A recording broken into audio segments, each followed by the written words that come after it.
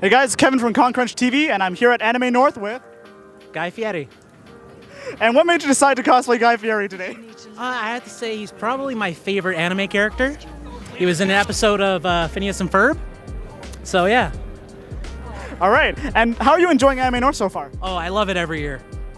Yeah, been pretty good. A little busy this year, but should be expected. Any particular highlights this year?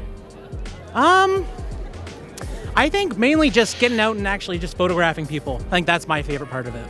Okay, fair enough. Yeah. And I guess we'll hit you with the... What do you think is the worst anime fandom? Furries. All right, I mean, I don't know if I would consider that an anime fandom, but hey. They're here. They're here, so you know what? Yeah, we'll count them. All right. And if you have any social media, feel free to share it. Stevie is the best. It's Instagram. Yeah. All right, thank you very much. Dream it, make it, become it. In Flavortown. In Flavortown.